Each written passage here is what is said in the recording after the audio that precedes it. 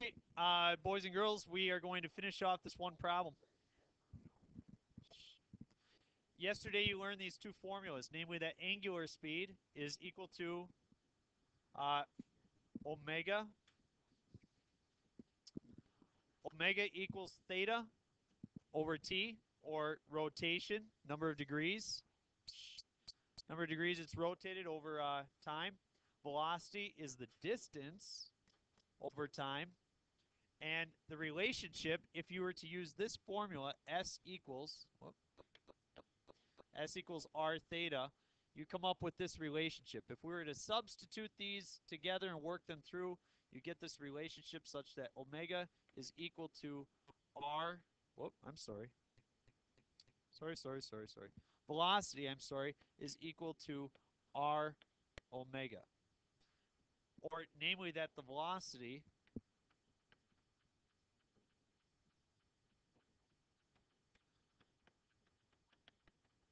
equals radius times angular speed.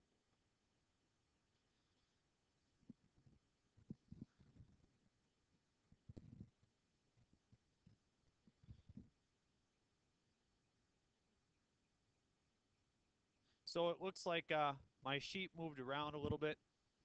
It's unfortunate. There we go. That's better. It says a bicycle wheel that is 24 inches in diameter rotates 100 times in a minute. Find the angular speed and the linear speed. That's what we did yesterday. We just used these two formulas. But just to help us remember what was going on, it says omega angular speed is equal to theta over time. We said time, since it's in seconds, is 60 seconds in a minute. So that was on the bottom. But the top, do you remember where we came up with 200 pi?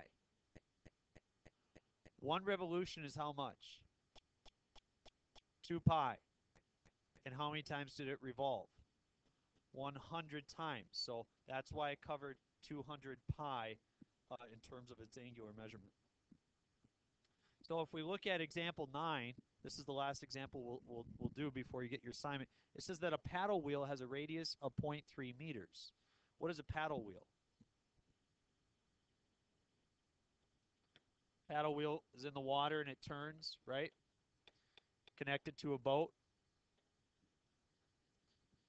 I'm very gifted in the art of drawing. The radius is 0.3 meters. It says to find the speed of the current in meters per second. It rotates 80 rotations per minute. So if you want to find the speed, okay, of this current moving, instead of using this velocity formula here for linear speed, we can use the other one. Velocity equals R times omega. So let's do that. Velocity equals radius times angular speed.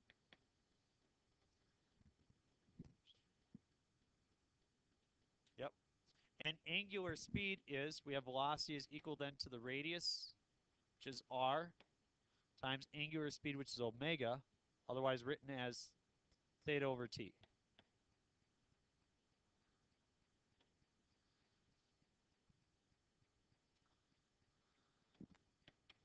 What is the radius?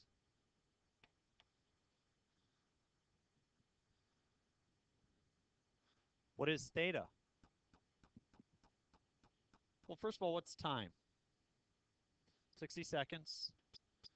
Theta is the entire, go ahead, Ben, 160 pi. It makes 80 rotations. 2 pi is once around. It does it 80 times.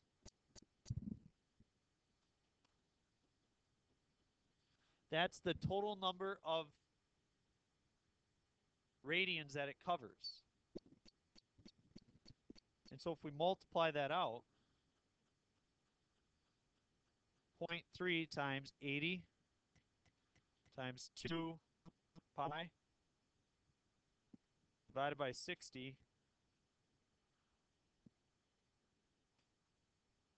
we get 2.51.